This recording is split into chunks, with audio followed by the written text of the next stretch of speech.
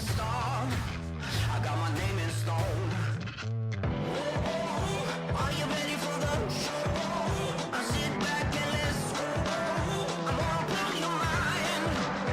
I am a superstar, and I knew I would come this far. You better make way. Get off my stage. Lights, camera, action. I'm the main attraction. I'm the main attraction. You're gonna feel your heartbeat when it starts to rush. I wanna look, leave your jaw wide open, 'cause I'm illustrious. Are you ready for the show? I sit back and listen. I'm gonna blow your mind. I am a superstar, and I knew I would come this far. You better make way. Get off my stage. Lights, camera, action. I'm the main attraction.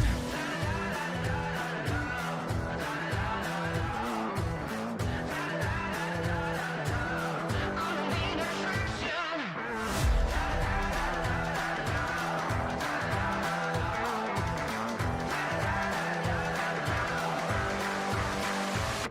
I am a superstar. I'm a superstar. And I knew I would come this far.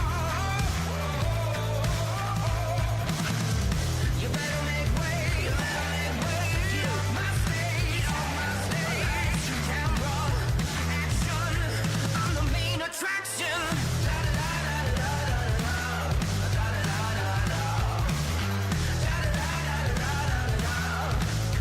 I'm the main attraction.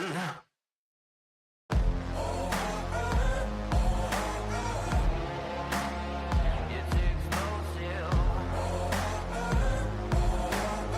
You can't control this, no. I got metal running through my bones, a resurrection like a ghost. Hurricane, go ahead and blow. Where you could keep your white flag, I'll never fold. A shadow on a battlefield, a survivor never yield. A thunder, go ahead and shake. Don't run from the storm when I feel the rain. There's no rest for the wicked, no victory for the weak. And when the weeds getting thicker, you'll never see me on my knees. You can't control this, it's explosive. You can't control this, it's explosive. You can't control this, it's explosive.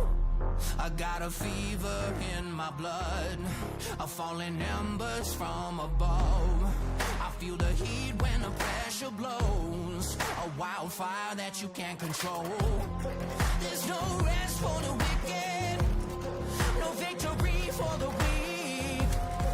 And when the weeds getting thicker, you'll never see me on my knees.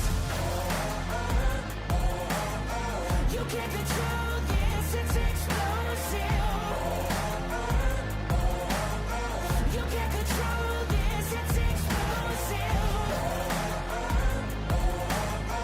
You can't control this, it's explosive. With every beat of my heart, I'll be the light in the dark. You can't control this, I'm explosive.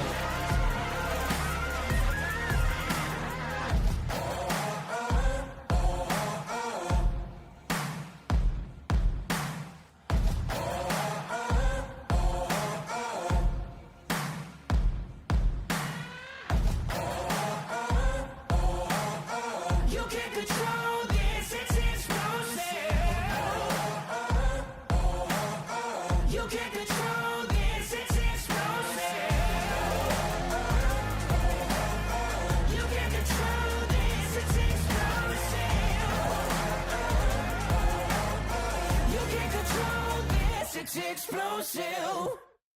Easy. But experiencing it is. iRacing puts you in the driver's seat with the industry's leading sim racing game. Drive on laser scan replicas of the greatest racing circuits from around the world. Go head-to-head against other drivers chosen by skill-based matchmaking to ensure competitive racing at every level. Compete across all your favorite series. In officially licensed cars, engineered to deliver the most accurate driving experience possible.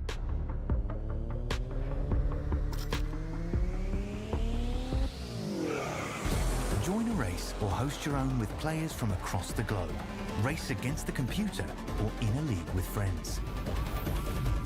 Feel the thrill behind the wheel. Visit iRacing.com.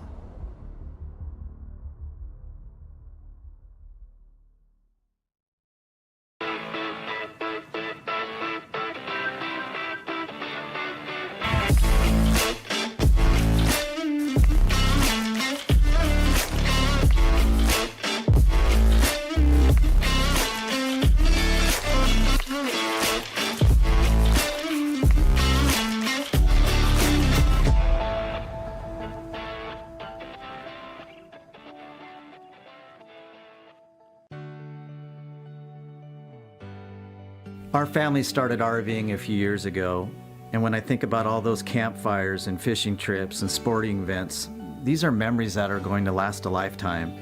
I want to help others do the same thing. Hi, I'm Kevin Smith, General Manager at the all-new CLICKIT RV in Milton Freewater. People in this community are very familiar with this location and the great service they've always received. So the biggest question we get is, where is Keith? The great news is, Keith is still here. I've seen a lot of changes. I've seen a lot of things come and go. Through all the changes that we have seen, one thing that has not changed for us is the quality of our service. Buying an RV is a big purchase, but it should be a fun and happy experience. So whether it be in sales or service or parts, our mission is simple: be the best. From our team here at CLICKIT RV in Milton Freewater, we invite you to come down and experience the difference.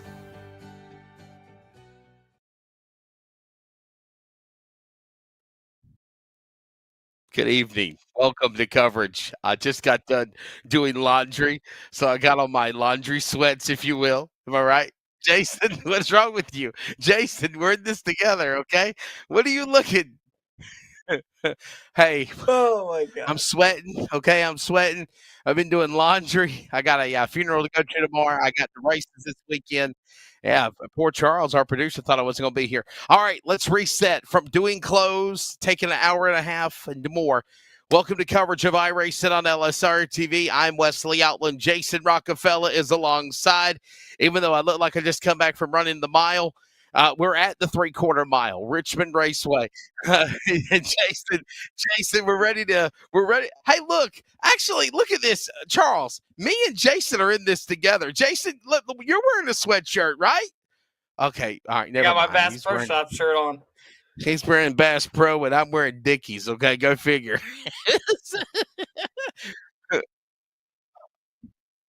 Yeah, I look like Rocky. I understand that. So, hey, listen, we welcome you to coverage. We're ready to go at Richmond Raceway, and Jason, this is the next round of the playoffs. So, welcome to the round of 8, and Richmond Raceway. I think is going to be a pretty exciting race here tonight for the round of 12. My apologies. This is the round of 12. The Monday night series is in the round of 8. This, I believe, is the final race in the round of 12. Am I right now? Am I caught up, Jason? Help me. Yeah, no, one more after this. We have, what do we got right now? So right now we're at Richmond this week. Then we have Homestead. Then we'll kick it off for the round of 8 on October 19th. And man, this is going to be an exciting one. Yeah. There's my notes. It would help if I opened up my stats in my notes. So, yes, the round of 8 playoffs start for the trucks next Monday night. Of course, we are here for the penultimate race of the round of 12. And, of course, 12 will become 8. Now you're caught back up. We're ready to go at Richmond Raceway. Looking at the point standings, obviously, Dan West Jr., the man with the plan. Jason, this guy's been on a rail in the double nickel. Your take of what this man will try to do for looking for his 5th win in the season. And right now he's number 1 in the point standings. Yeah, I'm not surprised at all by what Dan West Jr. has been able to accomplish at all this season. I mean, going from what 4 out of the last 5 races he's won a race now, absolutely crazy. Winning last week over Christopher White at the Indianapolis Motor Speedway. You could argue that Chris White probably was the best car, and had he not gotten mired back in traffic, he probably could have passed Dan West. But DWJ was just able to hold off a lot longer than Chris White was. Chris kept making some little mistakes, getting tight off the corner and whatnot, and DWJ was able to prevail. So it doesn't surprise me that Dan has been able to really prevail here in these playoffs. We came back from that short break, or not short break rather, but long break in the summertime, and oh my goodness, he has been lights out ever since the start of the Gen 4 series at Michigan. I mean, he won over his son and whatnot, and oh my goodness, he's just had a stellar run so far, and I'm expecting the same thing out of him here tonight at Richmond. So, ready to go here tonight at Richmond Raceway. Obviously, tonight's event for the playoffs is going to be 175 laps. We're getting ready to go to on-track activity right now. Get our hoodie mugs off the video board, if you will. And we're seeing qualifying. And real quickly, you're looking at the point standings as I just kind of hit it on it, Jason Rockefeller. You've got, of course, a 100 and everything resets, obviously, and I don't think they've officially updated the Dan Lisa points officially as of yet. But it does have Dan West Jr. He's in the lead. Christopher White in second. Sean Brightsman third. Ryan Bloom, Paul Newton, Ryan Gormley, Jeff Stabnow, Tyler King. And Jason, if you're those drivers right now, honestly, you want to advance. So that's your bubble driver is Tyler King. But obviously with a guy like Toby Ritters or Brett Johnson, Devin West, it sounds like he might be a scratch for the rest of the year. So could that open the door for Stephen O'Hare to have a chance to move up the ladder and try to make a run to the round of 8, bud? Oh, yeah, absolutely. But, Stephen O'Hare, obviously, he needs to perform for sure. Currently, right now, he is not in the session from what it looks like. So, he's going to have to probably more than likely go out and win next week at the Homestead Miami Speedway. So we'll have to see how that goes. But, the one guy I'm keeping my eye on right now, Toby Ritters for sure. Also, Brett Johnson, two guys who were very strong at the top of when we came back from the summertime break. And Toby did not have such a good race last week. Neither did Brett Johnson. It was definitely 2 tough races for those guys. So if Toby wants to try to advance into this round of 8, same thing with Brett Johnson. They need to outrun Tyler King. They need to outrun Jeff Stabnow. They need to have solid nights, not only tonight, but also next weekend as well at the Homestead Miami Speedway. We're at the Richmond Raceway. It's 3/4 of a mile. It will be a night race. And Jason, we were off Monday night. I love short track racing, and this is a track that's really provided a lot of historical races in the world of LSRTV for sure. I think we're going to see another one here tonight, my friend. Yeah, definitely. This was my first ever track I ever called over here on LSRTV back with the Northwest Truck Series. I loved it. Who was it? It was Caden. Oh my goodness, what was his name? Caden Anderson. Caden Anderson won the very first race. Yep. Caden Anderson. He won by nearly an entire lap. Chris White was so close, finishing second, but just nobody had anything for Caden Anderson there towards the end of that race at all. That was my first race I called over here. So Richmond is always going to be one of those special places, in my heart, truly, over here on LSRTV. I love this track. I've ran very, very well here on iRacing. I kind of know, I feel like in my heart, how to run this track a lot. It's kind of like a rhythm short track. You want to get into turn 1, get on the brakes. You want to make sure you rotate that corner. Don't get back too early on the throttle on the exit of 2, because you're going to start to wheel spin. And then there's that little bump coming off at turn number 2. We're going to see probably a lot of issues coming off turn number 2 here tonight. A lot of spins, maybe a lot of guys hitting the wall because that safer barrier comes at you quicker than you think. And then on to 3 and 4, you want to make sure you just rotate through the corner and don't slide up too much, because you're going to wear out that right front a lot here tonight. Drivers meeting should be wrapping up in just a few moments. We'll go to qualifying. Here's a look at those Kaufman Creative Weather conditions as we welcome you, by the way, also on the Community Radio Network. So entranced of everything that's going on, I forgot to go live on cut off the autopilot and go live on the radio feed for the iRacing coverage. Kaufman Creative weather conditions, air temp at 71, wind speed 3 miles an hour, track temp at 73. Jason, I would say that's pretty calm, cool collective right there. Not worrying about triple digits. I don't think we'll be worrying about the heat affecting the race tonight. Obviously, we'll be finishing under the lights, and I think the temperatures are just going to drop. Do you agree?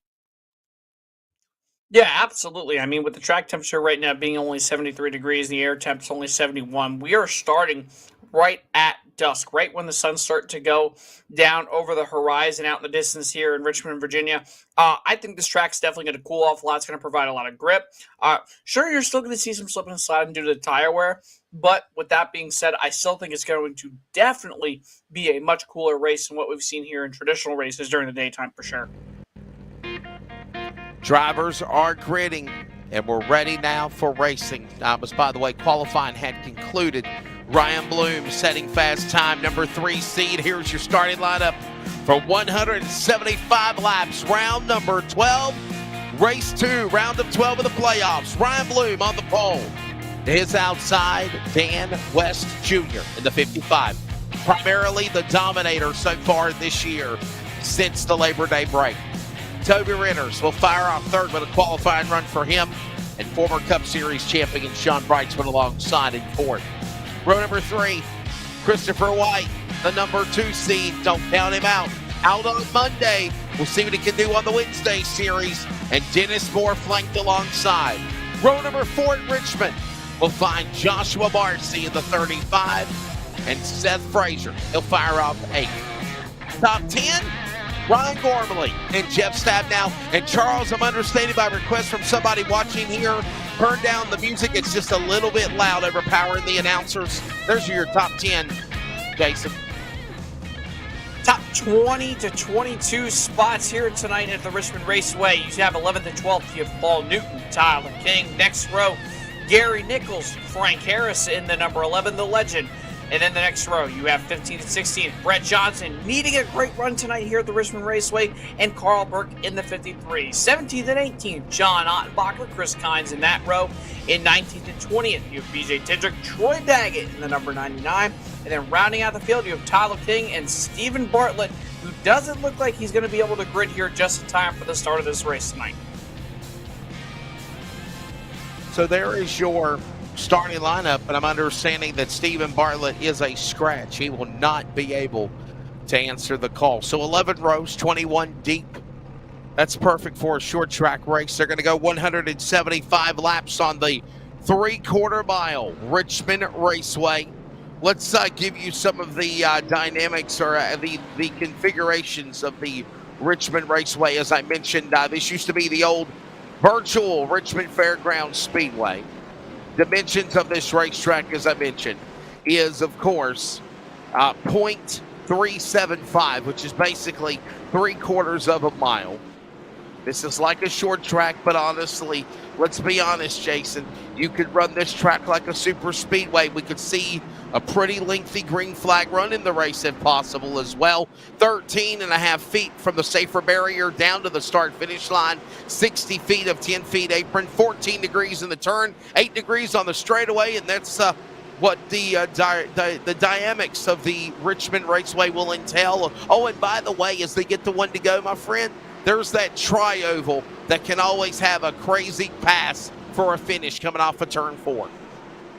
Oh, yeah, absolutely, Wesley, for sure, no doubt about it. I mean, the thing is like I talked about, coming off of 3 and 4, you want to make sure you don't slide that right front too much going up to that outside wall, and then you want to make sure that you set yourself up going into turn 1 very, very carefully. We've seen a lot of guys get into turn 1 either too hot, too low. You get off turn number 2, you'll hit that little hump or hit the outside wall like we've seen here in the past. This is going to be a very, very tricky race. These guys are going to have to get in a rhythm. Maybe Dan West Jr. trying to go 6 for 5 here tonight. We'll have to see coming to the green flag. Penultimate race in the round of 12, race number 2. You don't have Talladega or Daytona, so I would call this a wild card. Why? Because we're short track racing. We're underway at Richmond. It's time to feel the roar in the virtual Commonwealth.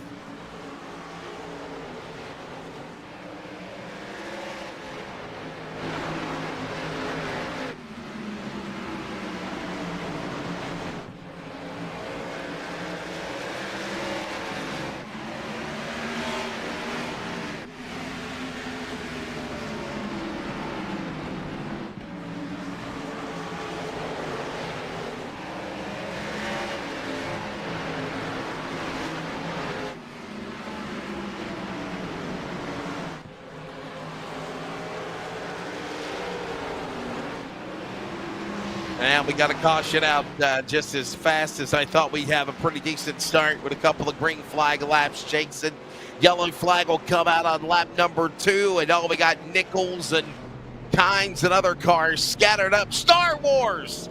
All damaged, man. Got junk in his trunk and it's gone. Number 8, we'll find out what happened to him here, Jason. What you got? Yeah, it looks like heading into turns 1 and 2, you're going to see the 8 of Gary Nichols running that inside. Frank kind of gets to the outside a little bit too high off the corner. He slaps that outside wall, collects Gary Nichols, and unfortunately, those two go right around. You see BJ Tedrick in the in and out machine. He'll go around as well, heading for 3, and that's the thing Wesley talked about, getting off turn number 2. Very, very difficult. You get over that hump, you either get loose or you get tight, and next thing you know, you find yourself right in that outside wall that feels like it's coming at you quickly there off turn number 2.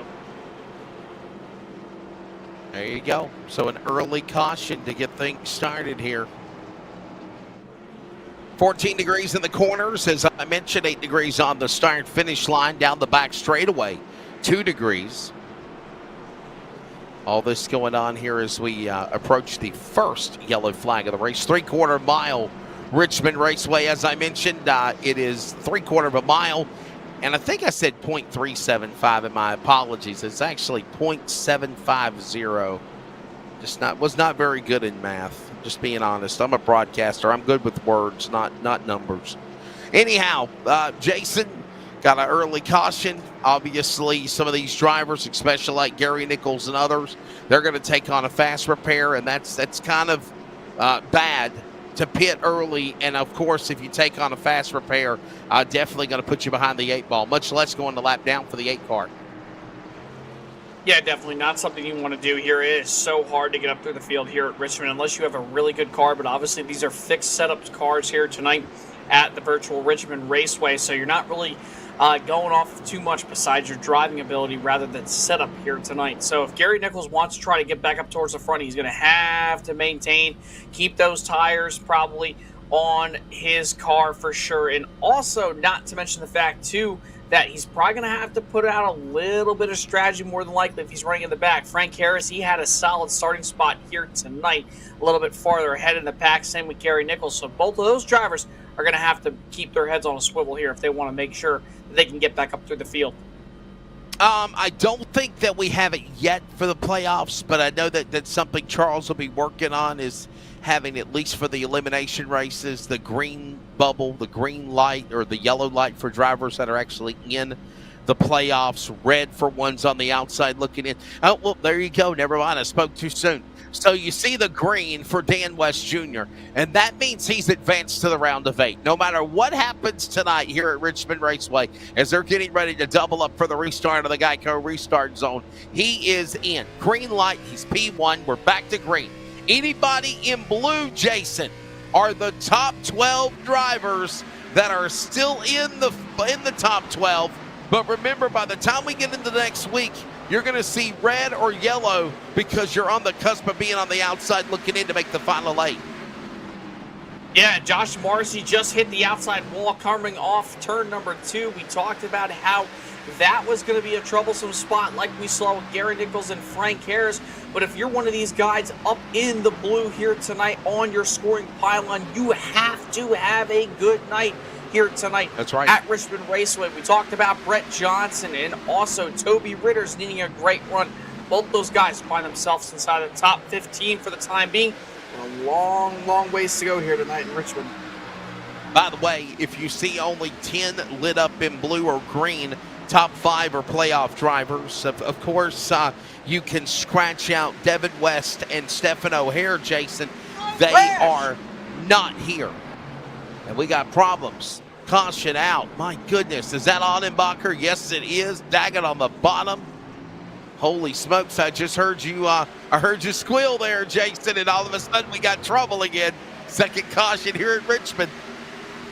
Yeah, I was saying, crashed off turn number 2, and next thing you know, they were going into the corner. I saw Ryan Gormley. It looked like he got tight there coming off turn number 2, and unfortunately collected maybe himself, Seth Frazier, maybe Jeff Stabnow. We'll take a look. All I know is that John Ottenbacher came out on the opposite end of that. Here we go, coming off turn number 2. You're going to see this 22. He's going to start to pile up into the wall. Everybody checks up, and Ottenbacher just, look at him make contact. And Ottenbacher nowhere to go. Who is the one up there, the black and blue car? Was that that's Frazier. Yeah, Frazier and Dennis Moore. And Dennis Moore. Yeah, here we go, Jason. Look at this. It's Dennis Moore that actually started all this. Check this out up on the outside. The 44, the 2, and Ryan Gormley up in this mix. We're thinking calls this caution. Yeah, by the look of it right now, it looks like it's going to be Dennis Moore right here, possibly. And yes, it was Dennis Moore. Dennis Moore thought he was going to hit the outside wall, backed off a lot more than you probably should, and unfortunately just came right down into that right rear of the 22 machine, turned him right around in front of the field. I wonder if he thought it was clear, and obviously he wasn't. Man, that's a tough break.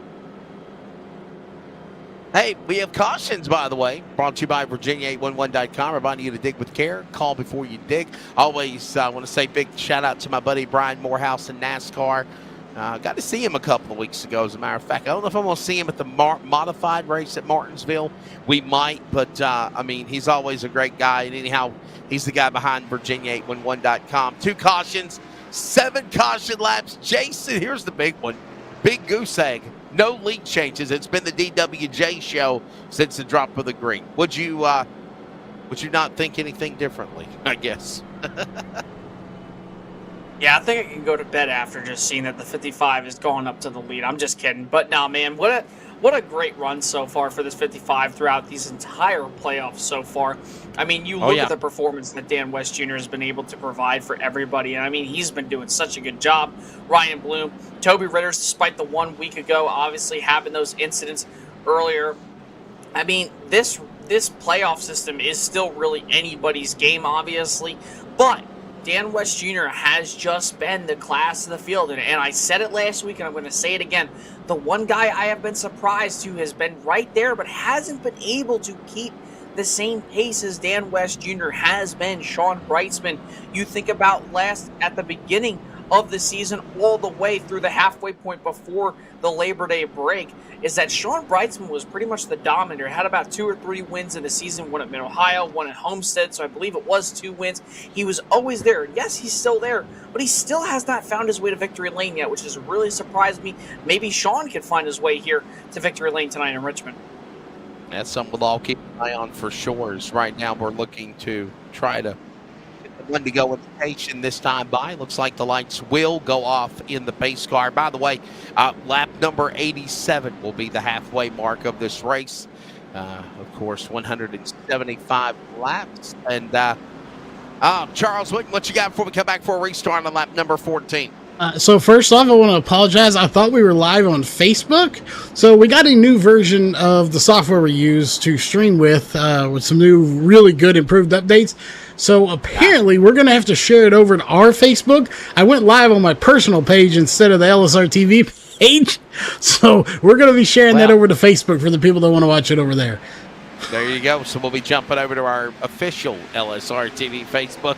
When the green flag goes in the air, we're back underway. You haven't missed anything except a couple of cautions. And we're back to it again on lap number 14. Paul Newton. Right now, let's see how he battles alongside of the top 5. Jeff Stabnow in that mix. Here comes Frazier and Stabnow biting in the top 5 there, Jason, coming off of turn number 4. And Ritter still held that inside line, gets a little bit loose coming off 4. He'll head down to the bottom of the racetrack with Sean Brightsman. Seth Frazier right on the heels of Sean Brightsman this time, coming off turn number 2. Everybody getting a little bit squirrely there off the treacherous turn number 2 exit, like we've seen here the past 2 cautions here tonight, 16 laps in. But as they work off turn 4, Ritters, Brightsman still side by side going into 1. All this happening now as they dive back into the corner. Ritter's on the bottom, Brightsman up on the outside. Toyota, Chevrolet, a couple of Chevrolets on the Ford of Stab now in that mix with Frazier. He's right there in the battle now with White. They now battle right there in the top 10. By the way, top 11 all playoff drivers battling now. One lone man, Frazier on the outside looking in, back to 1. And Seth Frazier trying his hardest, going around a bunch of playoff guys, trying to hold them at bay. He gets loose off turn number 2. Opened up the door for Toby Ritters to get down to the bottom pretty well. As they come off turn 4, Ritters still not able to clear the pass. They're off turn number 4. Frazier will still work back to the outside. Behind them, you have Chris White battling with LSRTV's own Jeff Stabnow, as Stabnow looks to clear the 47 off turn number 2 into 3. Want to send a big hello to Robert Gamble. RGL Motorsports not running tonight, and he said he practiced at Richmond earlier. Jason hit the wall 4 times in less than 12 laps. He said, the heck with this place. He's taking the night off.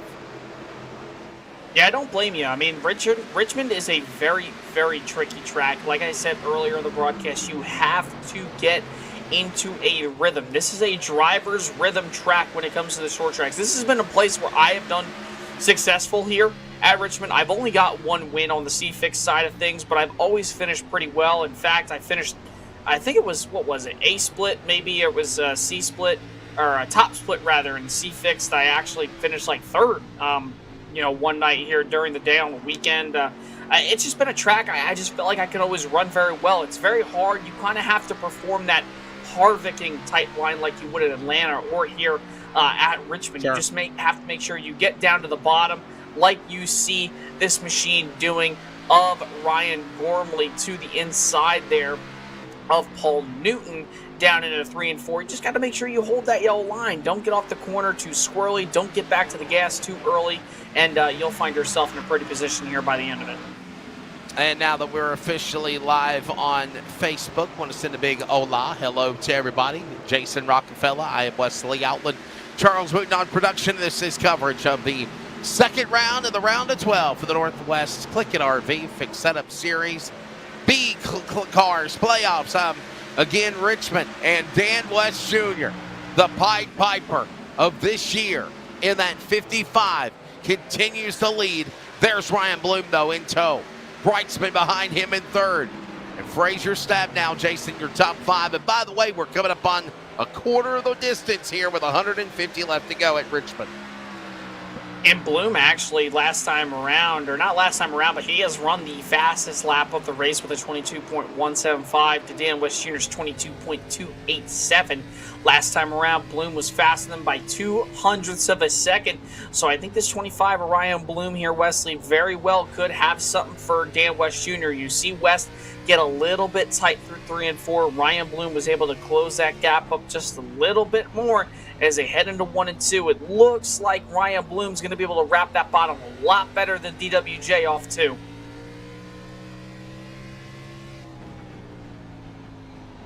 All of this going on down into the turn. You see the 55.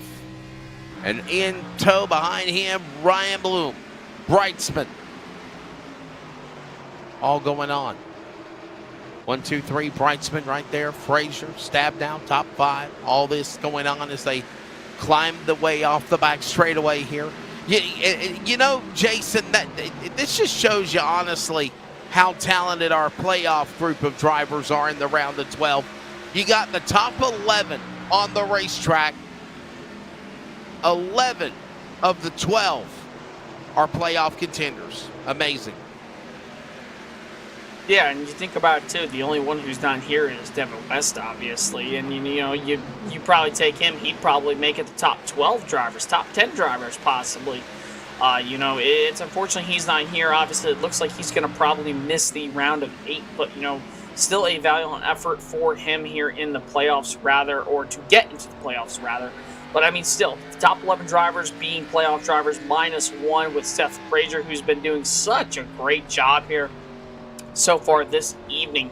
It's just, we talked about, if you're a playoff driver, you have to have a good night. And by the way that this field is running here so far, it's going to be hard if you're a playoff driver to make any sort of positions up here tonight. All of this going on down that back straightaway right now.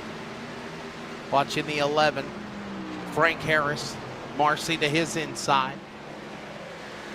30 of 175 laps when they work at the line here at a turn 4.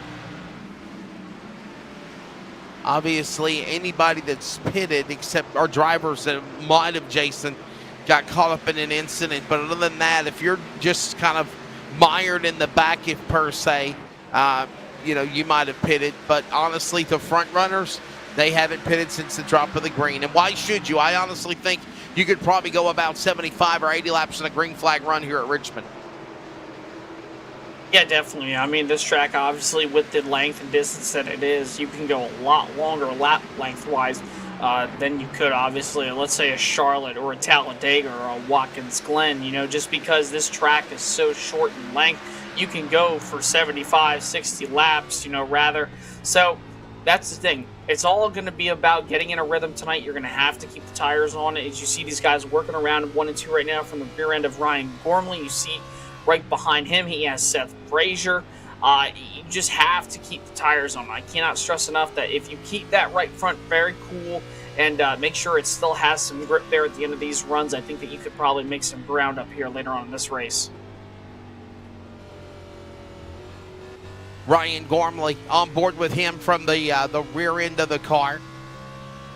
Down the back stretch here at Richmond, going into the corner. He's got Christopher White, Seth Frazier up the hill, Paul Newton down to the bottom. Toby Ritter's clear a path. By the way, if you go to Toby Lee Ritters on Facebook, you can check out In Car with the driver Toby Lee Ritters and what he's doing on the track racing right now. And I know, Jason, our plan is to eventually try to get back there again. Yeah, it'd be so cool, absolutely, to see some of these guys, obviously, with their cockpits and provide them to the fans, because that's the thing, is it's so many different drivers, so many different guys out in this field here tonight have these different setups, the way that they race, whether it be with gloves, without gloves, maybe a different steering wheel. Somebody might be racing with a $200 wheel. Somebody might be racing with a $500 wheel. It doesn't matter. It just depends on how your craft is, but obviously, whatever works for you. Personally, me, I've always been a guy who's stuck to the cheaper side of things. I have a good set of pedals. It's pretty expensive, but I mean, with the wheel stuff, I always felt comfortable running my own thing. So, it's interesting to always see what these cockpits could look like. If they have a lot of force feedback, if they have a sim racing cockpit, or maybe they just run a standard gaming chair, like myself. It all obviously depends on their comfortability, their budget, whatnot. So it's always cool to go inside the cockpit and see how these guys run and what they got going on. 38 of 175 laps. Hey, by the way, want to remind you, pretty excited to be a part of this one in the wintertime, the Sim Racer Hub Challenge Winter Series. There'll be a lot of more details on that coming soon, but I just see the schedule the other day. And Jason, this series is going to be something to just kind of do something during the winter. Obviously, if you remember the main Sim Racing series, obviously, shout out to them if they are tuned in watching. We'd love to renew with you guys again for another, third, fourth year. But the SimRacerHub.com Challenge Winter Series will be a Tuesday night program, Jason. And here's the deal, bud. Week 1, trucks. Week 2, the Next Gen Cup car. Week 3, ARCA. Week 4, 87 Cup cars at Richmond, where we're at tonight. Legend Street Stocks car tomorrow. SRX at Stafford in January. Need I say more? Tentatively. Hopefully the car will be done by then. Tentatively. Jason, need I say more, man? If you want to have like a real kind of sim Racer Hub Winter All-Star Challenge Series. It's not just one division for 10, 12, 13 weeks. It is all of these different classes. I think it's going to be really, really fun. It's kind of like a major series, if you will. Yeah, absolutely. I mean, I think it's going to be really, really cool to see for sure. I mean, I remember when, we were announced saying, hey, this is going to be the schedule. I was like, oh, man, this is going to be really cool. We don't have to see the same cars on track every week. Everybody, could be very particular on one car. Maybe, for example, maybe Tyler King really likes running, the INX Legend car. Maybe Frank Harris really likes running the 87 car. It just depends on your driving style. So it kind of, provides a very wide range of driver skill and ability here for that series. So I'm really excited to see it here this coming winter. I think it should be a very, very fun time for us over here on LSRTV. Gonna be a fun one for sure. Let's step away real quickly. We'll pause for 10 seconds of network identification if you're tuned in on the radio on 87.9 FM or wearecrn.com. Top 5, Dan West Jr., Ryan Bloom, Jeff Stabnow, Sean Brightsman, Brian Gormley from Richmond. We're back in a moment. Community Radio Network, WCRN 87.9 FM, Clayton, Garner, Raleigh, North Carolina, USA.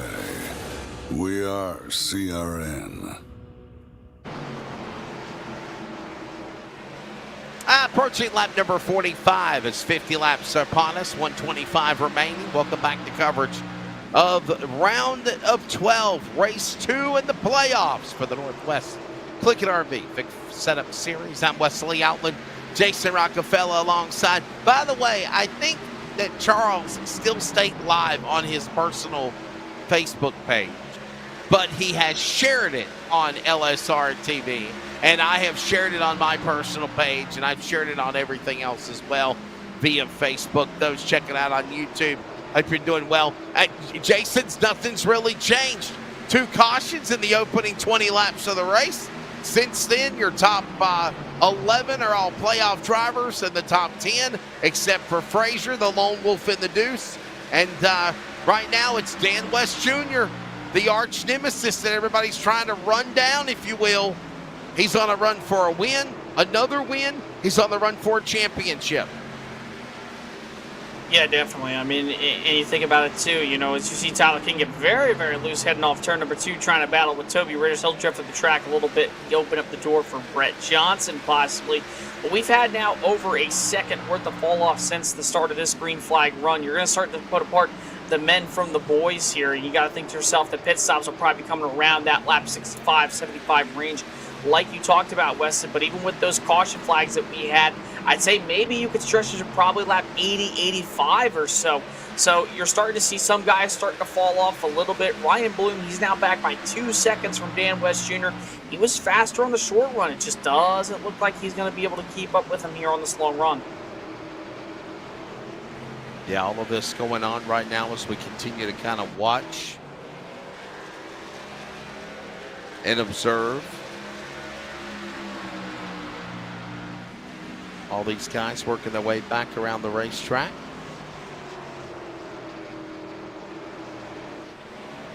Of course, you've got Dan West Jr. There's Ryan Bloom. Stabbed out 1, 2, and 3. All of this going on back out of the corner into 3 and 4. Back to the line. Jason, we're 50 laps into this thing, buddy. Obviously, man, you see this battle for second going on, and whoa, Nichols in the grass. Stay in it, buddy. Stand on it. As I was telling Steve Post from Charlotte the other night, he's a big Mel McDaniels fan. Stand on it. He stand on it. Here's a replay, Jason, of what happened to the Star Wars car. By the way, he does already have a fast repair on that Ford. Yeah, he needs to keep it very, very clean. He doesn't need to push the issue right now. Obviously with that one fast repair already being gone here, he's probably more than likely, from what I can see. Oh, we got a yellow on the racetrack. Oh, it's Chris Kynes, Mountain Dew. Oh, no. Not the Dale Jr. Diet Mountain Dew machine. Yeah, by the way, happy birthday to Dale Earnhardt Jr. He celebrated a birthday, yesterday, I think it was? Monday? Ago. Yeah, I felt Celebrated a birthday yesterday for Detler Earnhardt Jr. He an October baby like I am. All right, let's see what happened to Chris Kynes. I'm understanding he just came off of pit road as well for the do. Oh. Well, just cold tires, Jason, I'm thinking. What do you think? Nah, honestly, he got right below that apron. Maybe we could see another replay of it right here. You're going to see going into one. That 20 machine got below. He dipped those left sides right below the apron. That is a no-no, a definite no-no here. You're going to see him here coming off pit road. This is the lap prior, so he's going to head onto the lap here. You're going to see him, yes, for sure, the cold tires definitely plays a factor. He's not having that much grip, but the fact that he got below that yellow line here, you're going to see him going to the one. Watch right here. He's going to dip those tires right below the yellow line right there, and unfortunately just stays on it, stays in the gas, and that's what's going to send that beautiful number 20 Diet Mountain Dew Chevy going around right there. One of my favorite Dale Jr. paint schemes for sure. Yeah, number 88 machine for when he had the course car tomorrow and the 88 silver car. Beautiful looking ride. And we're under yellow flag, obviously. Less than 30 laps to halfway. Jason, everybody, I think, just saw, we missed it because we were showing the replays of the cautions. But I think everybody just came down on the pit road. And they did. Yeah, for sure. Yes, they did, for sure. And Dan West Jr. was able to beat out Ryan Bloom. Jeff Stabnow was able to gain a few spots. He's going to start in third right here for the restart. The same goes for Ryan Gormley. He's found himself in the fourth spot. Chris White fifth right now. That's the top five. So now if these guys have some tires here on these cars, we're going to start to see who has the better short run car. But remember, you still have to set yourself up for this long run.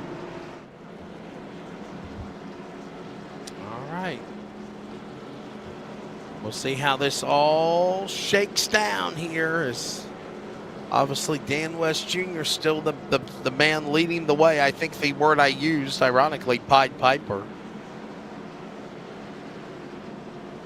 I'm just telling you, Jason, man, it just ever since we came back from the fun break, if you will.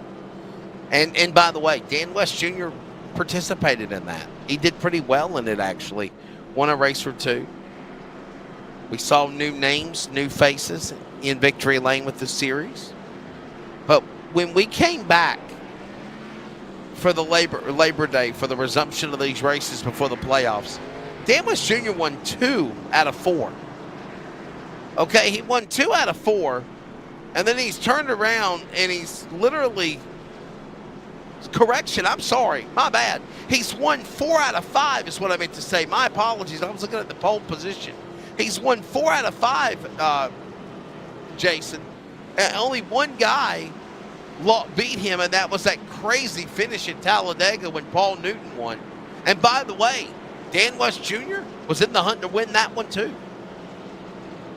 Yeah, he was, and it just wasn't that kind of night for Dan West Jr., but I think he could still definitely try to make the most out of it. I mean, imagine if he goes on to sweep this round here in the round of 12, because it's very, very possible that he ends up doing that. We've seen him do very, very well in Richmond and Homestead next week.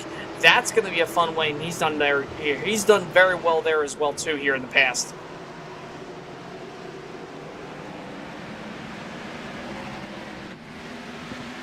Back to green. Approaching lap 60 at Richmond, and nightfall settling in. It's dusk right now.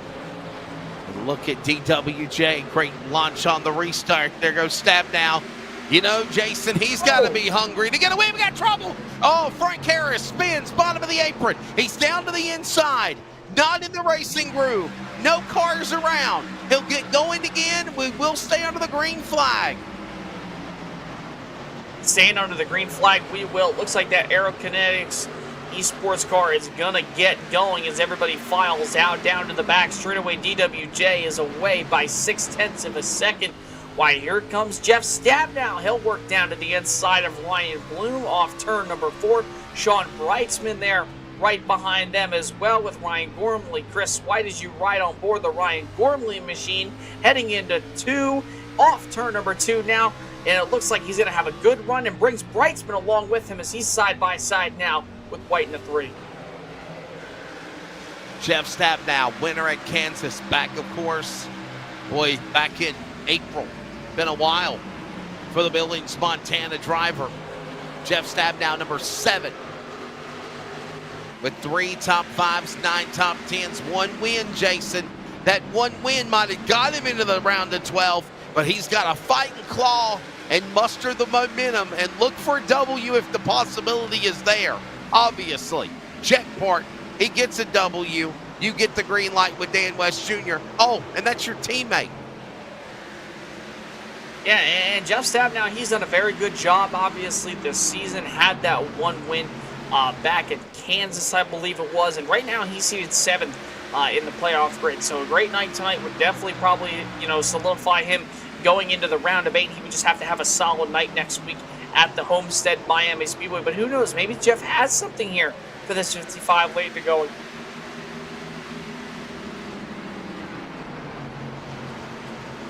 Chris White. Remember, Jason got removed because of work schedule. And the Studio 17 Chevrolet could not run the remaining of the truck playoffs on Monday night. But you heard him say every valiant effort will be made to try to run and defend and be a champion for this series. By the way, former Cup Series champion of the Northwest. Number 2 seed, by the way. 1 win on the year for Christopher White. It came back at Nashville, by the way, a week after Jeff Stabnow won at Kansas there, Jason. Yeah, and Chris White has been very, very strong and stout ever since that win. It was a win where, he didn't really know if he was going to be able to do something with it, and he came through and won that race. And ever since then, he's been doing really strong. You can make the argument and say that he had the better car than Dan West Jr. last week, but it just wasn't enough to get by him. Just kept making some late mistakes there going into the late stages of the race. But here he finds himself 6th right now. This is a great run here for Chris White tonight. There's Sean Breitzman, 2-time, of course, right there. Look at this battle in the back now. Look who's back up there again. Dennis Moore, Marcy, Frazier, Johnson, all in this battle of wits, if you will, down into turn number 3. And Jason, this is going on in the top 15. Only playoff driver, the number 7, right there. Johnson back to 1, single file.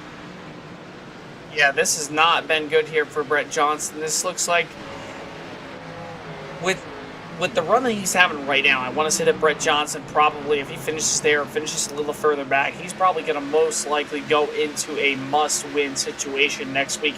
At the Homestead Miami Speedway, we talked about how good Brett Johnson was during that little Labor Day break, and obviously participated in some of those, fun league events and whatnot. And he was doing really good. He was showing a lot of speed in Gen 4, and here he is tonight, finished, rounding out 13th currently right now, but it's just not going to be enough. If he wants to try to advance here into the round of 8, he's going to have to perform for sure here tonight and also next week as well at Homestead. Just after midnight Eastern time, 11 o'clock on the central world of LSRTV CLICKIT RV Studios for Charles Wooten. And, of course, everyone else on the Mountain World time is 10 o'clock. And it is 9 o'clock Pacific. And we're working lap number 72 of 175 laps. Jason, we're coming up on 100 laps to go. And even through the 3 cautions of the race and the opening 100 laps or opening 75 laps, it's been all Dan West Jr. Stabnow might have threw a fit at him on a restart. Blooms threw a couple of shots at him. But honestly, Dan West Jr. is in his own world right now. As anybody gets around him, he'll quickly scamper from him. Yeah, I think, Wesley, that Ryan Bloom has a really good short-run car, but right after the medium to long run here, he just starts to kind of fade away. That last time around was slower than Dan West Jr. by about 0.05 of a second. So I just don't know if Ryan Bloom's going to have that pace to have with Dan West Jr. I think if anybody wants to beat DWJ here tonight, they're going to have to beat him on a restart. They're going to have to beat him in a pit with obviously strategy, or obviously Dan West Jr. is just going to have an incident here tonight.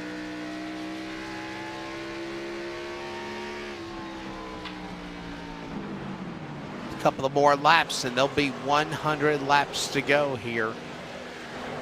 There you see Ryan Bloom. Ryan looking consistent right now. Car number 25.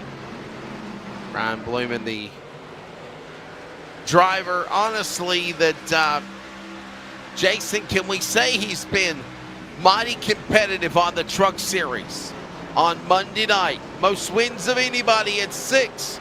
But for this series, line in the weeds. Obviously, he's in the playoffs, might I add. Number 3 seed with 5 poles, 5 top 10s and 8 top 10s. But no win. Right now, he's sitting in second, taking the 25. Yeah, the 25 machine has done very, very well here this season, obviously, and I think that Ryan Bloom very well could obviously make something, about, obviously, in this season. He's been very consistent all season long. I think he's definitely going to be a playoff championship for eligible driver, rather. He just needs to keep on having the runs he has, and I think that with what he's doing right now, I think Ryan Bloom very, very well could be one of those guys who could probably give a shot to Dan West Jr. here in these playoffs for sure.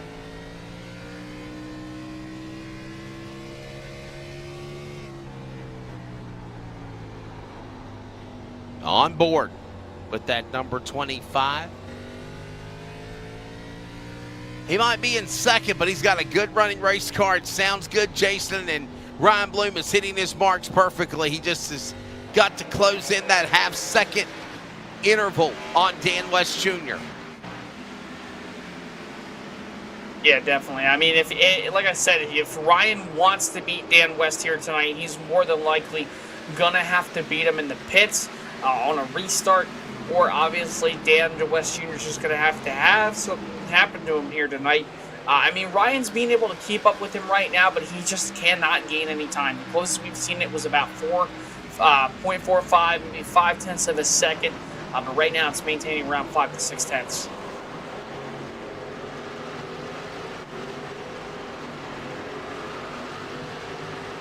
Best battle in the back right there in the top 10. Dennis Moore, Frazier, and Marcy. Jason, we've been mentioning that name, Seth Frazier, a lot tonight, man. Yeah, Seth's been having a really solid run. Obviously, he was up into that top 5 range earlier on. He's kind of dropped back just a little bit since then. Didn't really have the restart that he wanted, but he's having a good run. He's currently the second highest non-playoff driver here, running currently just outside the top 10 behind Dennis Moore, another non-playoff driver. You also have Josh Marcy. The 3 of those guys have been having solid runs here in the second half of the season, especially Josh Marcy and Seth Frazier. You could probably make an exception and say that Josh Marcy probably could have went to victory lane back in Talladega, just didn't have the kind of ending that he had, obviously play out for him back in Talladega. But maybe, though, he could get a win here before the season's over.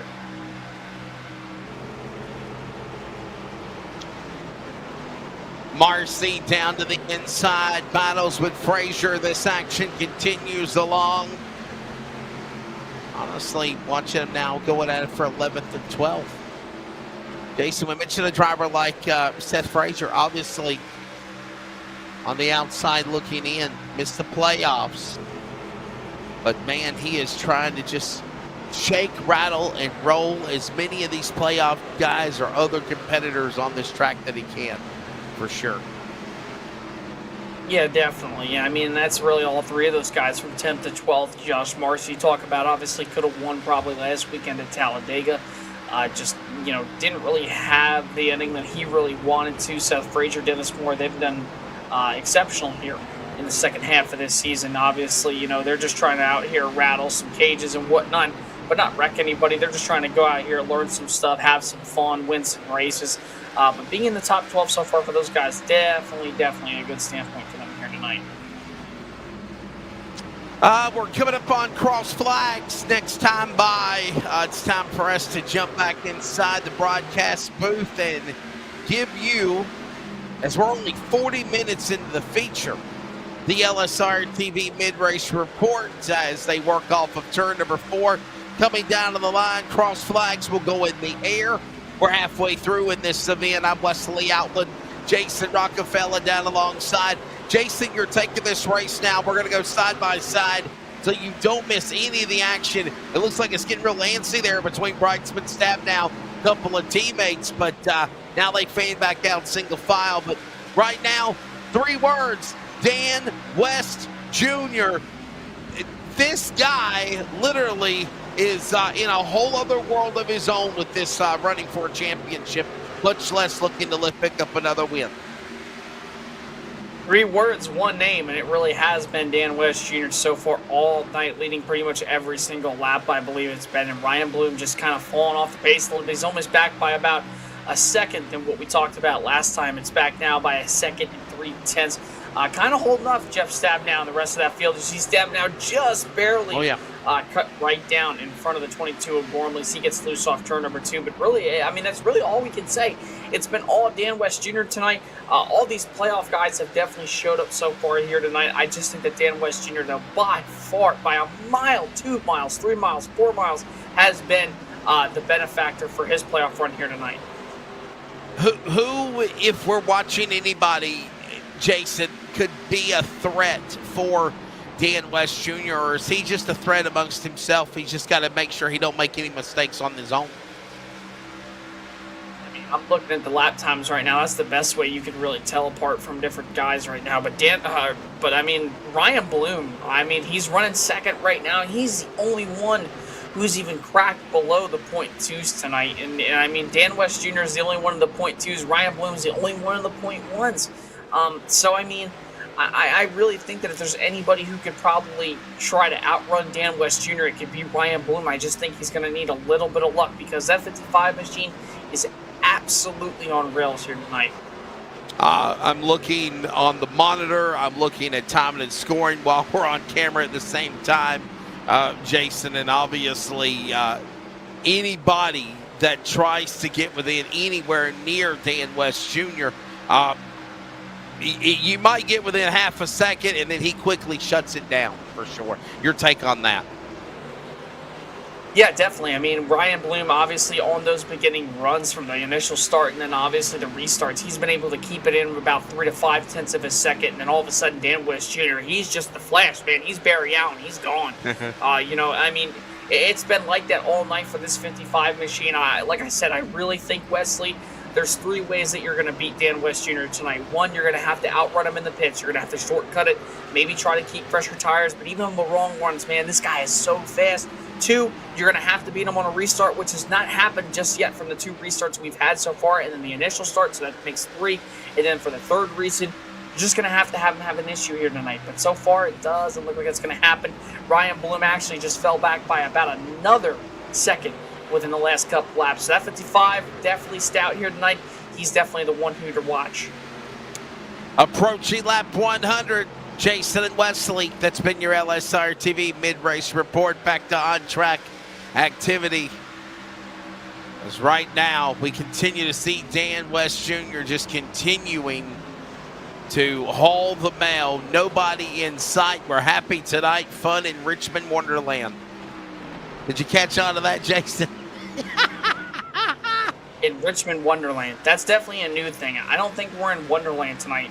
But, I mean, this is definitely Wonderland for Dan West Jr. for sure. I mean, I just cannot believe the amount of talent that he has shown here in this second half of the season ever since we went, you know, pretty much, I mean, Wesley, if you really think about it, I mean, I would say, what would you say? Probably Richmond, or not Richmond, Michigan, to the Gen 4 cars when him and Devin battled for that win. I mean, ever since then, Dan West Jr.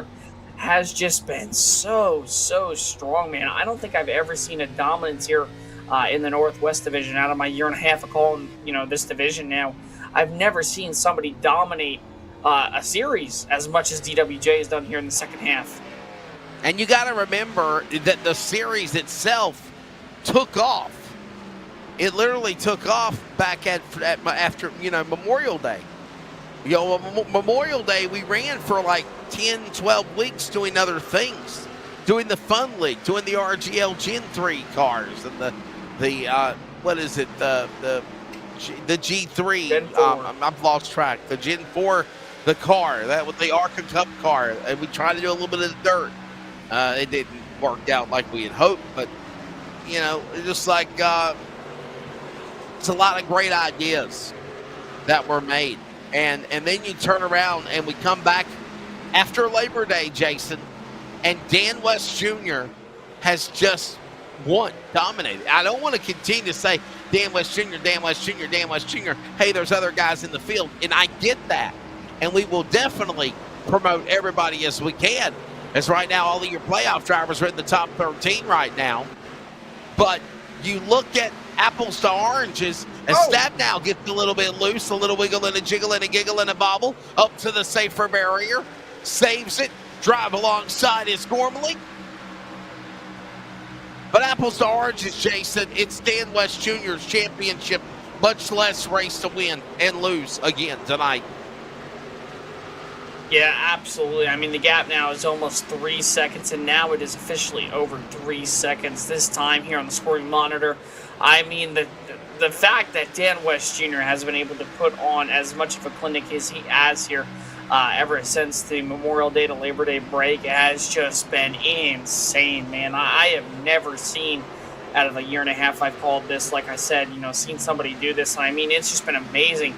I don't know what Dan West Jr. has done. I don't know if it's been more practice with Devin. I don't know if it's been more track time for him in fixed stuff, open stuff, whatever it is. But whatever he's doing, man, it's working here tonight. And he looks like he's probably going to come home here with a win here tonight. Let's give you your starting hello. Let's give you your full-field rundown as we have surpassed lap 100 is what I meant to say here at Richmond Raceway. But before we do that real quickly, let's take a look at the Virginia811.com call before you dig caution summary. 3 cautions, 14 laps. But there's the big thing, Jason. The big goose egg, 0. No lead changes. I don't even mean lead changes under a caution flag pit stop. Dan West Jr. has been the class of the field here tonight at Richmond.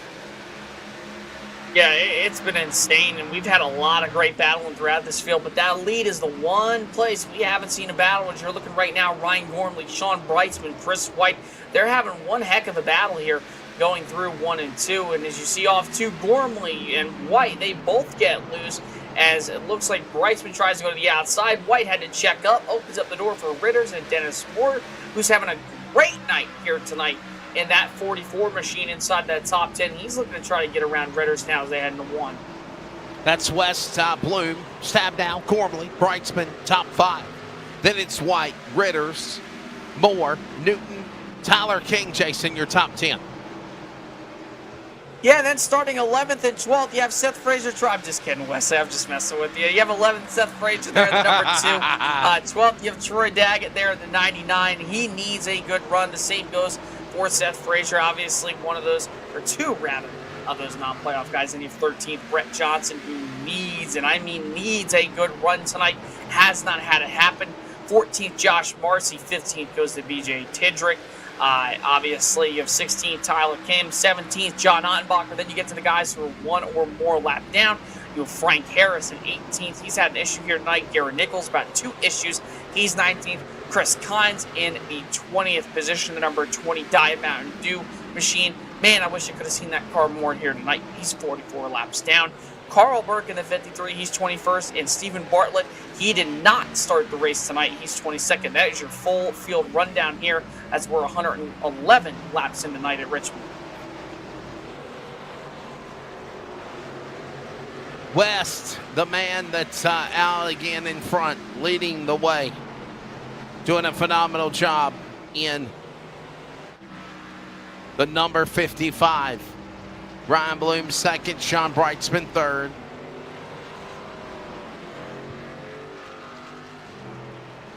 And wow, we just lost Ryan Bloom.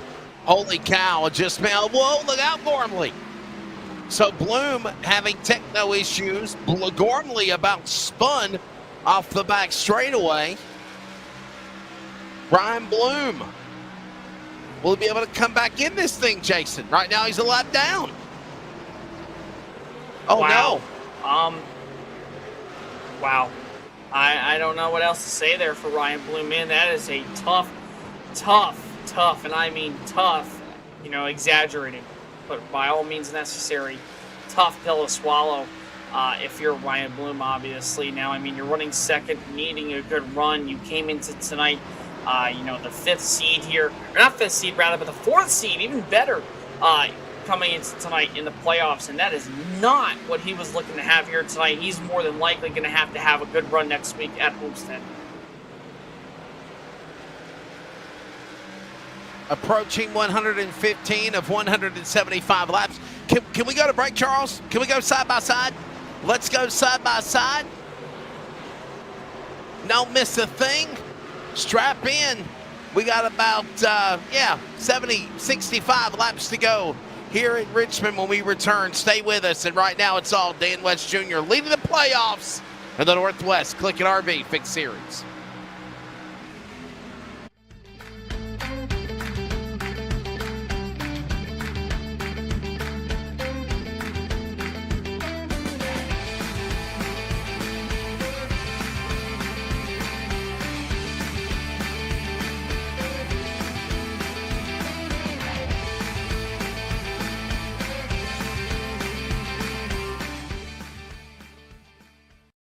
At CLICKIT RV, we know there's a lot of heritage and history at this location. RV sales and service has been part of this community for decades. We knew there was an incredible opportunity here, but to see where we've come in just a year is incredible. None of it would be possible without the patronage and support from this community. So whether it be a more convenient and accessible service drive, a fully stocked parts department, or this amazing sales facility, what drives this team daily is making sure our customers leave here with the best possible experience. Racing isn't easy, but experiencing it is. iRacing puts you in the driver's seat with the industry's leading sim racing game. Drive on laser scan replicas of the greatest racing circuits from around the world. Go head to head against other drivers chosen by skill-based matchmaking to ensure competitive racing at every level. Compete across all your favorite series. In officially licensed cars, engineered to deliver the most accurate driving experience possible.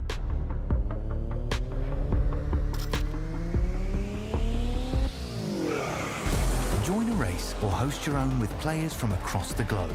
Race against the computer or in a league with friends. Feel the thrill behind the wheel.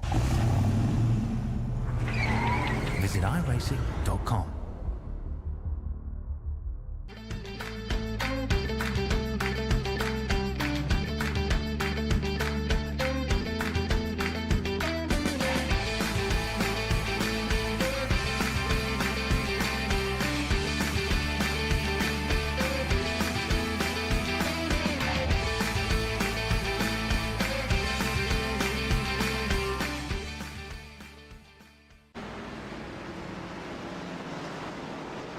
Welcome back, ladies and gentlemen. Race number 2 of the round of 12. Dan West Jr. continuing to lead here at the virtual Richmond Raceway. Sean Brightsman, after Ryan Bloom's connection issue mishap, finds himself running in P2. You have Jeff Stab now there in P number 3. Dennis Moore all the way up to the 4th spot. Chris White rounds out your top 5 as they work on to lap 1, 2, 3, that being lap 123, as they work down the back straightaway now into 3 and 4. You see Jeff Stab now. Looks like he's going to start the pit here this time by. Looks like we're going to have our first round. Everybody else behind him came in. Here's Dennis Moore, Chris White, Toby Ritters there as well. They'll pit this time by. Gives up the lead to Sean Brightsman, Paul Newton, Tyler King. Your podium top 3 so far. You see Chris White coming into the pits this time by. Slow entry for him. Toby Ritters, Dennis Moore have great entry points into their box as well. Taking 4 fresh Goodyear Eagles this time. Off and away goes Dennis Moore. He's going to pick up not 1, but almost 2 spots there off pit road. Chris White beats Toby Ritters off as they work the pit access lane there. Oh, Chris White tried to get on the throttle a little too much there on the pit exit lane. nearly spun it out. It looks like he's going to get loose there heading into turn number 3, able to save it here on lap 128. Sean Brightsman, Paul Newton, Tyler King, Seth Frazier, those guys still staying out for now. Also, a couple guys as well. Troy Daggett, it looks like John Ottenbacher, Tyler Kim, BJ Tidger as well there in the number 72. Those are the guys who have not pitted yet. And you could just see how much of a difference fresh tires means. Look at the 55 of Dan West Jr. He's trying to pass Paul Newton and also Tyler King. That's the battle for second. Here comes the 55. He'll work down to the inside of the racetrack, pass both the 27 and 21 while they duke it out. Last time around, Dan West Jr. ran a 23.187. That does not do any justice. Probably could have ran a 22, but obviously due to the lap traffic, ran a little bit slower. So I guess we'll say Jeff Stabnow, after pitting 22.45, he runs in the 12th spot compared to the leader, 23.603. So it just goes to show you tire fall off is a big factor here as everybody starts to pit this time. A second of tire fall off rather being now as they work into 1 and 2. You see Paul Newton trying to run his best, outlast everybody, and more than likely going to try and wait for towards the last minute where he's going to have to pit, and then obviously waiting for a caution more than likely as well. Here comes Ryan Gormley. He's on fresh tires too, trying to get his lap back. Dan West Jr. just did that. Looks like the 22 of Ryan Gormley. He's going to do just that as well. Here comes Dennis Moore as well, and it looks like Paul Newton possibly thought about pitting that time going through 3 and 4. The same goes for Seth Frazier, but just not enough, and it looked like everybody was just heading down to the bottom of him, so he was not able to pit. We work off turn number 2. Down the back straightaway where you've seen some battling all over. John Ottenbacher finally giving away his position now coming to the pit lane. Same thing going on with Troy Daggett. Oh, we got a yellow flag on the racetrack. Couple guys involved. That looks to be... Oh, no! Tyler King pounds the back of Troy Daggett, trying to loop it back around. Going into 3 and 4. Tyler Kim Archer breaks the 38 machine. We're going to take a look here at the LSRTV replay. This is going to bring out, I believe, the 3rd caution of the night. We're going to take a look here at what happened going through 3 and 4. Caution, wow. Caution out with 40 laps to go. Oh, my goodness, wow. Nichols into white, into Ritters, into white, into Daggett. And Tyler Kim, penny for your thoughts, Chief. My goodness. Jason, I just came back from working on laundry, and it looks like I just runkled up some clothes and fenders in the process. What in the world? Ruffled yeah. up, I meant to say. Did I say wrinkled up? Wrinkled up? Ruffled up. Runkled. He said runkled. It's been a long day. Runkled steel skin. Charles, can we go back on replay and look at who was that guy on board? Who was that crashed? Was that Daggett, or who was the first one? Let's go on board with the first car that caused that wreck. I wonder, Jason, what it looks like in the cockpit of the car when all this happens. Here it is. Yeah, we're gonna. Was it Nichols? It was Nichols. Yep. Yeah, let's see what it's like on board with Gary Nichols. Jason, look at this gaggle of traffic. He's right there, the monkey in the middle. Oh, no!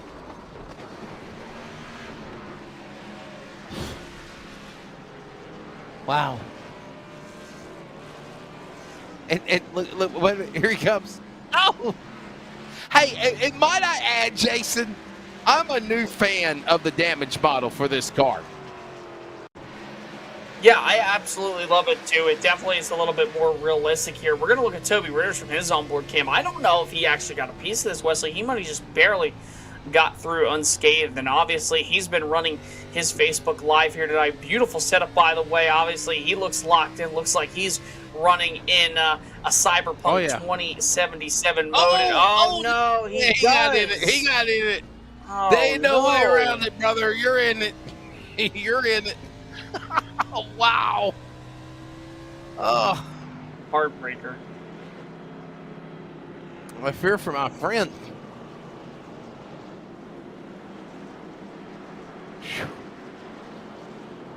Wow. Jason, I just stepped away to work on some dirty laundry.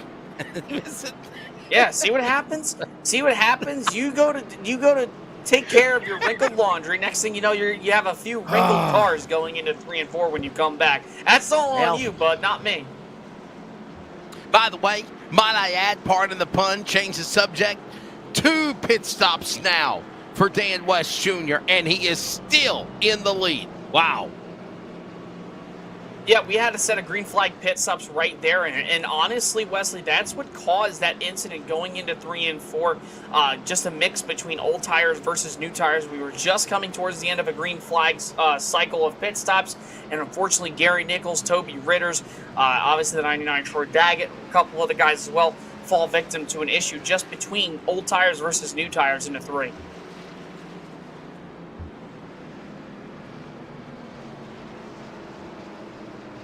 Understanding that Dan West Jr. did not pit in this last caution.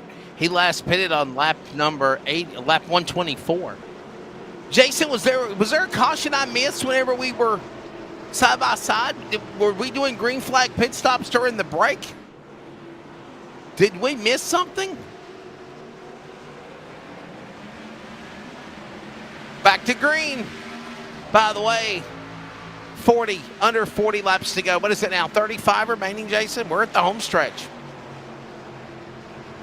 Yeah, and back down into now 1 and 2 and through 3 and 4. It looks like, we got a trouble in the back. It looked like BJ Tidrick around off the front bumper of somebody heading through 2 and 2. He's going to take that toe down with the In-N-Out Burger Chevy Camaro. We'll take a look here what happened through 2. In and out, it was light, it was dark. And here's a replay. In and out, Chevrolet. Well, you see Tyler Kim alongside him. He just got involved in the last caution. Did he start this one? Let's see. BJ Tidrick, Darlington, Las Vegas winner, but it was back in 2020 for the Northwest Series. Let's see what, Ritters, patience. Left rear hook. I was wondering, Jason, if Ritters might have been a little too anxious. Oh, man. Yeah, I'd say that was probably the cause of it for sure. Ritter's obviously on newer tires compared to BJ Tidrick, and unfortunately just makes contact with him, sends him around right into the outside wall, and now that leaves us with, it looks like, about 11 cars, maybe 9, 10 cars on the lead lap right now. Let's take a look at Virginia 811. Caution summary, race summary, one more time, bottom left, there it is, 5 cautions now of 141 green flag laps in the race so far. There has been 21 of them under caution, about to be lap 22 of 143, or 142. And Jason, now we are seeing 2 lead changes in the race, but they didn't last for long. Dan West Jr. quickly right back out to the front. Yeah, the only time that he lost the lead was when he came down and saw Jeff Stabnow and others during that green flag cycle just a few laps ago come in and decided to really just take that undercut with them. He was like, all right, I'm not going to let anybody else undercut me. I'm going to come into the pits this time. Gave up the lead to Sean Brightsman and Paul Newton. And Sean was out there for a little bit, and then obviously Dan pitted earlier. He was able to drive his way back up with everybody else pitting behind Sean and was able to get back that lead. So that's the only reason we've had 1 to 2 lead changes here tonight, was all because of that green flag cycle. Dan West Jr., Chevrolet, Tyler King, Ford, Sean Brightsman, Toyota, top 3. Seth Frazier, Chevrolet, 4th. Paul Newton, Ford, 5th. Troy Daggett, Ryan Gormley, Christopher White, a couple of Fords with Jeff Stabnow and Tyler Kim your top 10. Dennis Moore also, by the way. Jason, 11 cars on the lead lap. Tyler Kim, the last one on the lead lap. I meant to say there's your top 11. Yeah, and this was all caused, obviously, because of that last caution, rather. Or not the last caution, but the caution beforehand. That's why you're only seeing 11 guys right now on the lead lap. So Tyler Kim, he was fortunate enough to be that first car one lap down at the time of caution when BJ Tidrick went off the front bumper of Toby Ritters. That puts us now with 11 cars, like you said, Wesley. And then now, obviously, this becomes a game of 10 to 11 drivers going for the win here. Just Dan West Jr. still strong. Ryan Bloom, connection issues, not able to make his way out through this field. Rather, I mean, he's 6 laps down in 16th. Due to the connection issue, was able to get out of the session, come right back in, finds himself in 16th right now. He's got a lot of work to do. He's going to need a lot of cautions. Lights off on the pace car. Ready to go back for a restart here. Lap number 145. Exactly 30 laps remaining when they take the green. Here they come. Back underway. Geico restart zone and Dan West Jr. Another great launch. Over Brightsman, over King. Fraser Newton, they're reeling him in the top 5 as they work again. Jason off 2. Now this is the battle that I've been looking forward to seeing, is if Sean Brightsman has anything for Dan West Jr. as they work through 3 and 4 this time. Heading on to lap 147, and DWJ leads yet another lap here tonight in Richmond, Virginia. And look at this, Sean Brightsman backing up the corner a little bit. He had a really good exit off turn number 4, closed the gap a little bit. As he works off 2, he's going to close the gap one more time, gets a little squirrely off the corner as Paul Newton heads to the bottom of Seth Frazier. They make contact going into 3 and 4, sends Frazier up the track. He's able to hold off the position for Paul Newton. That's the battle for 4th going on as they hit lap 147 into 1. There's Frazier right there in that 4th spot, jumping out of line. Daggett now under attack by Stabnow. White, they'll clear them. Working back stretch, closing in on 25 to go. Let's go extended. Northwest, feel the roar at Richmond.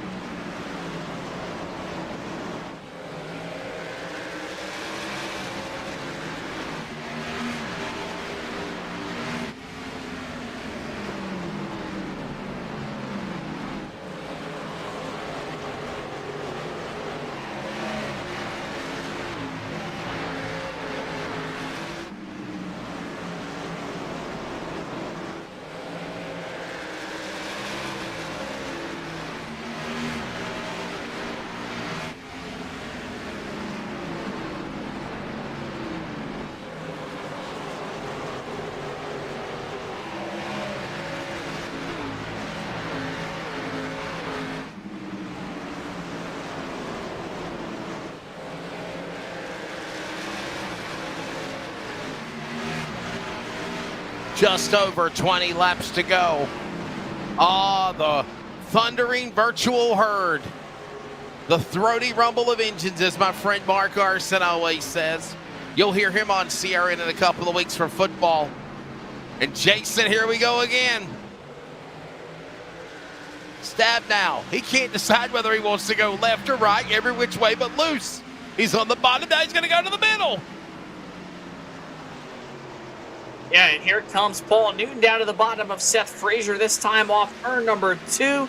They almost made some contact there, and they're going to continue to race side by side as you look at Sean Brightsman try to close in, or not rather close in. Dan West Jr. has fallen back to that 3rd spot, rather, and Tyler King has moved up to that 2nd spot, so something of a miss on my end. But wow, Dan West Jr. for the first time all night during a green flag run that's not due to green flag pit stop cycling. Oh my goodness, finds himself P3 right now, 20 laps to go. That's a strategy that we'll have to watch here because Brightsman now showing his weight up in the front. And we've seen several times, Jason, where Brightsman will play possum, hang in the back, find that right time to make something happen. Oh, and mind you, they're teammates, Jason Rockefeller. And you heard Dan West Jr. say, now that I'm in the finals, if I'm in the next round, now I'm going to try to help one of my drivers. I'm going to try to help one of my teammates get there. So remember, Sean Brightsman, Jeff Stabnow, Brett Johnson, teammates with, of course, Dan West Jr., who's the only guy with the green bar as we come to 17 to go at Richmond out of 4. Yeah, and this is a great strategy by Brightsman and King to be able to pit there during, that caution just a few laps ago, actually. And that's why Dan West Jr., just has it, or not the caution, rather, my apologies. That was during that time where we had that green flag cycle. They caught a huge break when they had that yellow right after they pitted. Remember, Dan West Jr. pitted lap 124.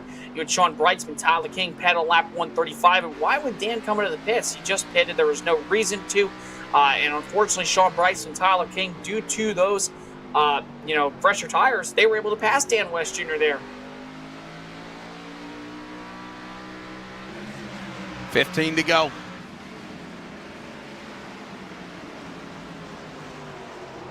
Brightsman and King. West 1, 2, and 3. There's Frazier. There's Stabnow. There's Newton. Moore. There's your top 7.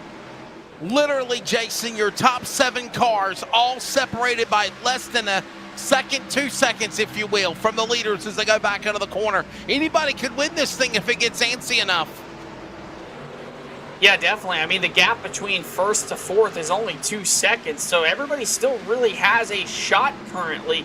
I mean, Sean Brightsman, Tyler King get together. I mean, everybody is right there to follow. Tyler King just has not been able to get right to the back bumper of Sean Brightsman just yet, but I mean, the gap is only 9/10 of a second. You look at Jeff Stabnow, he's going to work to the bottom of Seth Frazier, this time going for 1 and 2. Not able to complete that pass. We're going to hit 12 to go this time at the line. Home stretch. Real quickly, top of the hour, approaching it. We'll pause for 10 seconds of radio identification. CRN, the finish. Northwest playoffs, Richmond next. Community Radio Network, WCRN 87.9 FM, Clayton, Garner, Raleigh, North Carolina, USA. We are CRN. The Northwest CLICKIT RV Fixed Setup Series playoffs, round of 12, race 2, and at the home stretch we go at Richmond. I'm Wesley Outland, Jason Rockefeller alongside Charles Wooten on the production, giving you the awesome sights and sounds. And Jason, we're at the home stretch, bud, and it is getting antsy behind the top 5. Brightsman the leader when it counts the most for an upset on Dan West Jr. But remember, they're teammates. They might be helping each other in this strategy. Yeah, they definitely could, but I mean, this is a huge deal for Dan West Jr. to not be able to close out, which could be another win for him here in the second half of this season. But I mean, Sean Brightsman just really, really strong tonight. I talked about if, obviously, could anybody possibly beat Dan West Jr.? We talked about Sean Brightsman being the dominator practically in that first half of the season, and so far hasn't really shown it in this second half. But now with the strategy prevailing for him with those 11-lap fresher tires, it looks like he very well could be going to victory lane here tonight if he could just hang on for 9 more laps against Tyler King.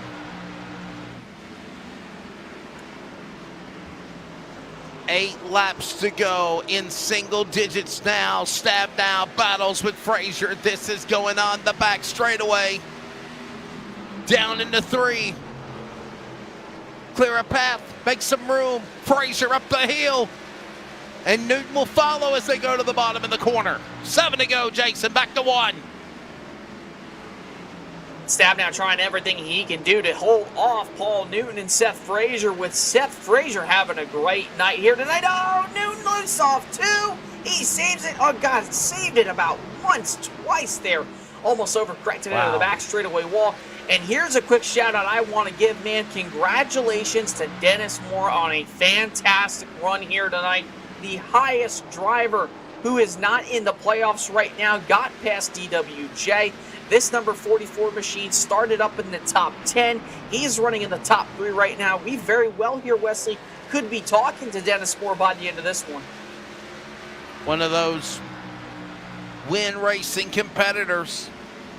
By the way, that's another name. Obviously, Kevin Smith not here tonight. That's a name that usually we would mention, but he is not in the playoffs.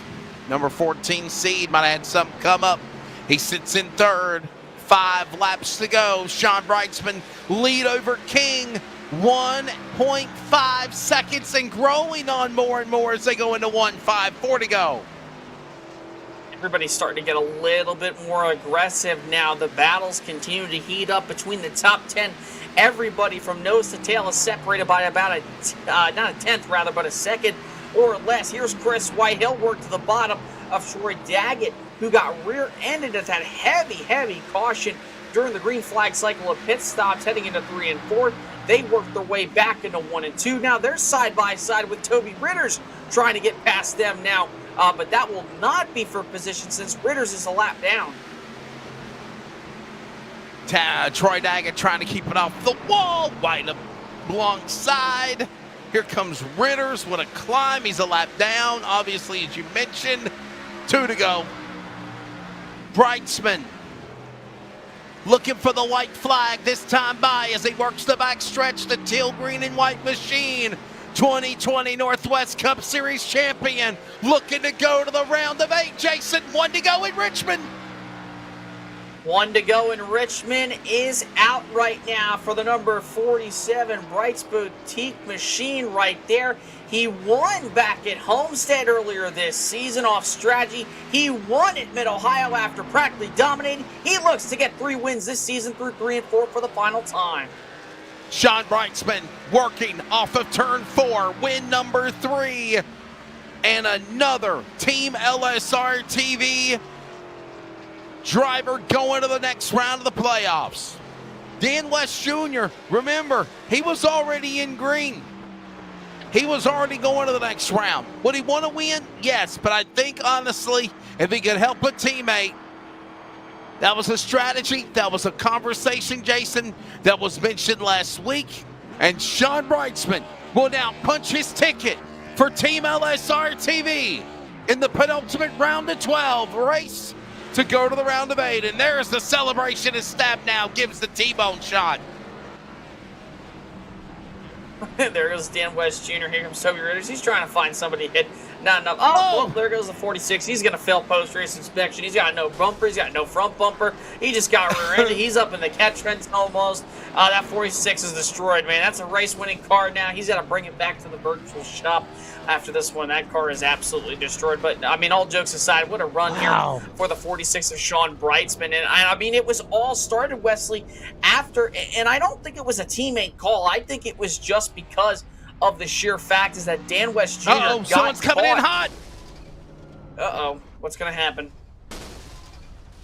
It was Ritters. Oh, never mind. He missed the target. target. It was Ritters. He missed it. He missed It's the all target. right. Yeah. Mission failed. We'll get saying, him next time. But I mean, I think that it really wasn't a teammate call. I think it was strictly just because Dan West Jr. got caught in the position where he pitted, and then everybody else came and pitted later on. And Sean Brightsman, Tyler King, they just fell into the pits and came out at the right time with the caution. That enabled them to be right behind Dan West Jr. Nobody wanted to pit, and they were able to pass him there. Same thing with Dennis Moore. Maybe so. Let's take a look at the results again. presented by LiveSimRacingTV.com. Sean Brightsman is the winner. Tyler King is second. There's the interval. Dan West Jr. Will finish fourth. Dennis Moore, another good run for Win Racing. He's third. Jeff Stabnow, again, as I mentioned, Jason, not winning, but consistent for the 24. Another consistent drive for Jeff Stabnow. Seth Frazier, what a way for him to come up the front. Sixth, Paul Newton. Seventh, Brian Gormley. Eighth, Christopher White. Troy Daggett right now, they're top 10 here. Good run. Yeah, and then you have 11th, obviously, Tyler Kim, and then you have Toby Ritters there in 12th. A solid comeback for him in a sense, but yeah, it could have been a better night for him. Definitely not what he wanted. And then you have the guys who are one lap down or more, obviously. You have Toby Ritters there. He was in 12th, obviously. Frank Harris, Brett Johnson, John Ottenbacher, Bloom, heartbreaker for him. Tidrick, 17th, Gary Nichols, 18th, Marcy, Kynes, that's your top 20. And then the rest of the field, you have Carl Burke and Stephen Bartlett, who did not make a lap tonight. That is your full 22-car field rundown here tonight. One more time, look at the Virginia 811 caution race information summary. There it is, 5 cautions, 24 caution laps of 175 laps. No overtime, by the way. 3 league changes. And, of course, Sean Brightsman. Strategy, helping a teammate? We'll find out. The Press Box Motorsports Podcast post-race wrap-up is next. We'll find out what these guys got to say on the podium as Sean Brightsman picks up his 3rd win of the year, 1st win in the playoffs to advance to the round of 8 tonight at Richmond. He joins West Jr. We'll grab those drivers next.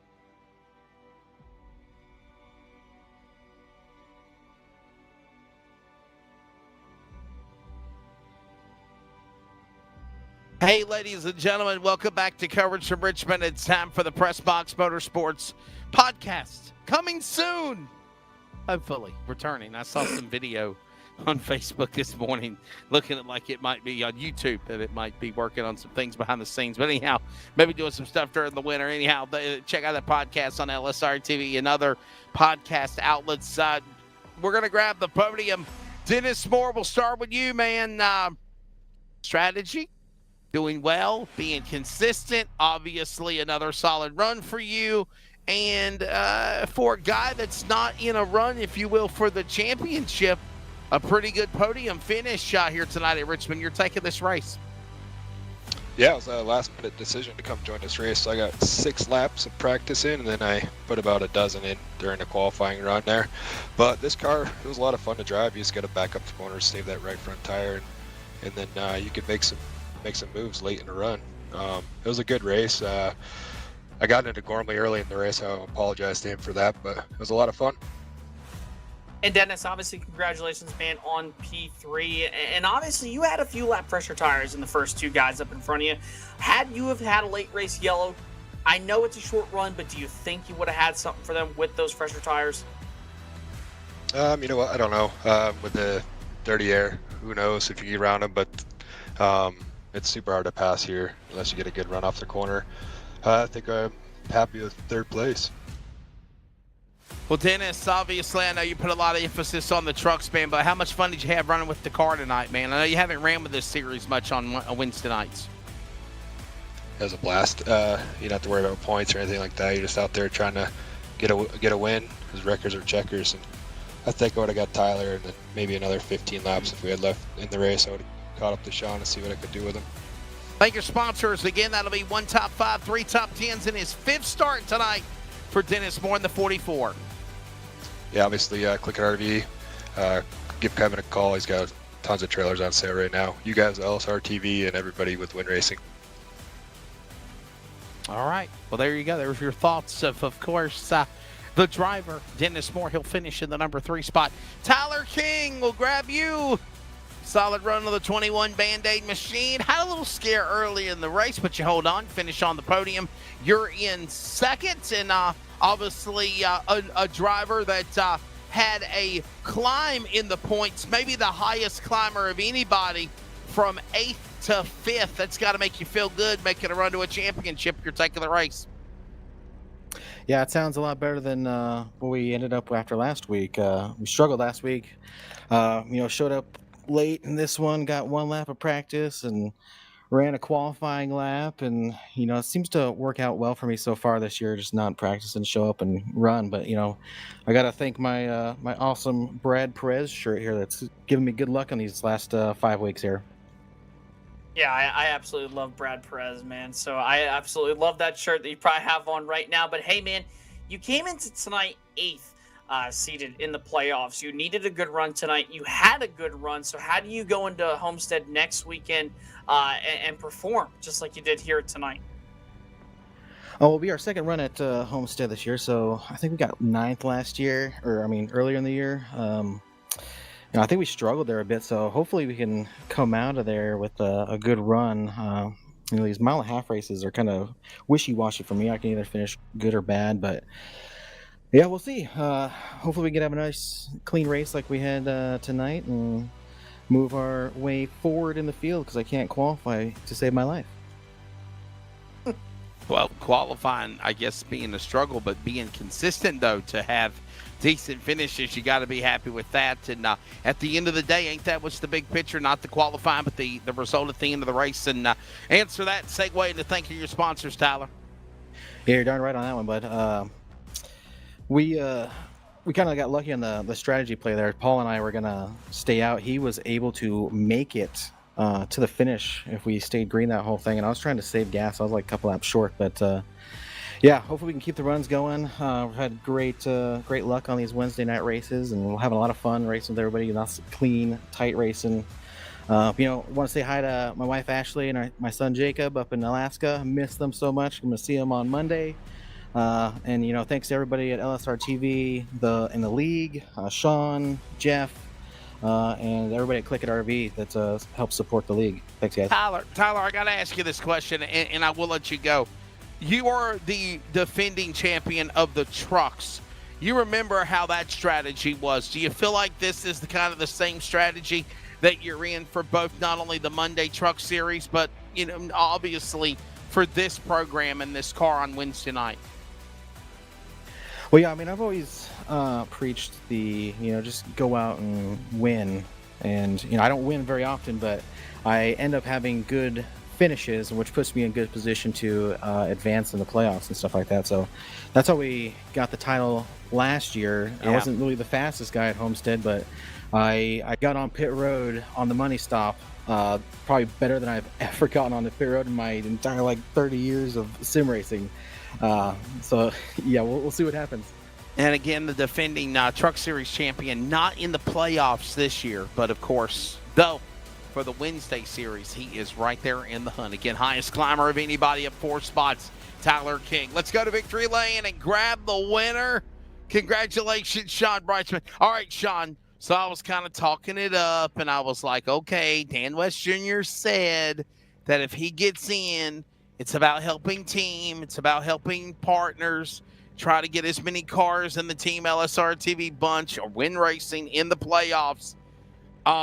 Strategy in the pits, all of the above, Sean, and what's it mean to get win number 3 of the year? First off, feels great to get win number 3 of the year. That's not what I expected tonight. Dan was super fast. I figured he had it locked up. You know, really what did it? Strategy. Just a different strategy. He was on older tires, and I saw an opportunity to pounce, and went ahead and went for that. And Sean, congratulations, obviously, on your 3rd win of the season, man. I talked about it earlier a couple times within the last few weeks, obviously. We saw you in the first half of the season. You won at Michigan. You won at Mid-Ohio. You won at Homestead. And ever since the comeback, the second half of the season after the Labor Day break, we've seen you up there, but we haven't really seen you competing for that lead here tonight, man. And obviously, you were right there at the end to get it done. You got to feel good, though, probably heading into Homestead and obviously for the rest of the playoffs. Yeah, feeling good. I'm not quite back to normal. It feels like I think I'm a little bit off as far as the speed, but something gelled tonight with the caution came out at the right time while I was saving some fuel. But just looking forward to Homestead and then the next 3 races in the next round. So looking forward to it. Obviously, strategy, Sean, puts you into victory lane, as you said, but what's that mean, though, to have another spot filled by a Team LSRTV driver and a teammate in Dan West Jr. for a championship? It's awesome. I'd love to see all 4 or 5 of us that are in there all advance in. I mean, it's extremely tough to do on the truck side and on the fixed side here with the Wednesday night series. There's just way too many good drivers in the league, and it's just tough to put the points finishes together to beat them out. So one bad night, one misstep, or pitting too early could be detrimental for your advancement. Segue this into thanking your sponsors, but what relief do you have knowing that virtually whatever goes on for the next couple of weeks, you don't have to worry about it? You know you're going to the round of 8.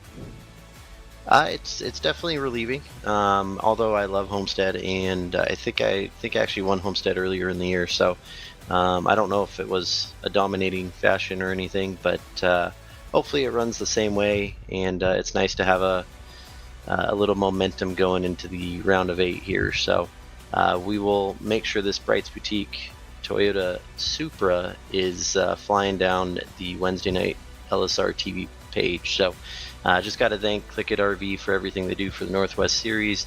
You guys, LSR TV, everybody at the Northwest Racing Series, Central Welding Supply, Swag Golf, and my teammates. There you go. 3rd win this year for Sean Breitzman. By the way, we're back to it again for the Northwest Trucks and the Fixed Setup Series B cars next Wednesday. Next Monday night, we're going short track racing at Iowa Speedway. That's going to be fun, of course, for the drivers of the Monday series. That is the kickoff of the round of 8. By the way, Iowa, Kentucky, New Hampshire, Las Vegas. Only 5 weeks of racing remain in the season before we crown a champion. And, of course, next Wednesday night, it's off to Homestead, Miami. And, Jason, in closing, final race in the round of 12. Sean Breitzman, Dan West Jr., by wins. We know they're going to the round of 8. Your take of tonight, my friend. Always fun working with you. Yeah, great race for sure, Wesley. No doubt about it. Richmond, always a track near and dear to my heart here on the sim. Obviously done very good here myself. And these guys all did a heck of a job here tonight at Richmond. Looking forward to Homestead next week. That's always a track that puts on one heck of a show. Bottom, middle, top, doesn't matter. You can rip that racetrack any groove of at any point, any groove. Throughout the race. Obviously should be a fun one next week. Obviously great run here tonight. Great job by Sean Breitzman. Heartbreaker for Dan West Jr. And a couple of guys are definitely going to need to have stellar runs next week if they want to advance into the round of 8 after Homestead. So real quickly in closing, Dan West Jr. will hold on to the points lead. Sean Brightsman with a win tonight here at Richmond will move up to second. Christopher White is third. Then you've got Paul Newton with a point up in position gained. He's in the number 4 spot. Tyler King, as I mentioned, highest climber with that podium finish. He's up to third for the defending Northwest Truck Series champion in the number 5 spot.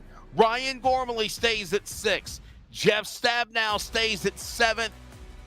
Heartbreak for technical issues for Ryan Bloom. He went from mid-card to now last in the number 8 spot for what happened to him tonight. And by the way, in the round of 12 finale going to Homestead next week, drivers like Toby Ritters, Brett Johnson, Devin West, Stephen O'Hare, any of these guys, mere points positions separate them for a chance to climb the ladder. They've got one more shot to do it into the round of 12 to make it into the round of 8 with Dan West Jr. and Sean Brightsman. That is next Monday for the trucks at Iowa, next Wednesday night for the Xfinity machines, the CLICKIT RV Fixed Setup Series of the Northwest at, of course, Homestead, Miami. For Jeff Stabnow, Charles Wooten, everybody at Rocket Racing Media, the Northwest Series program and staff, Charles Wooten on production in the CLICKIT RV production booth. For Jason Rockefeller, this is Wesley Outland. Congratulations, Sean Brightsman, winner tonight at Richmond when it counted the most. He'll join Team LSRTV's teammate, Dan West Jr., to the round of 12. Now the round of 8. One more race left.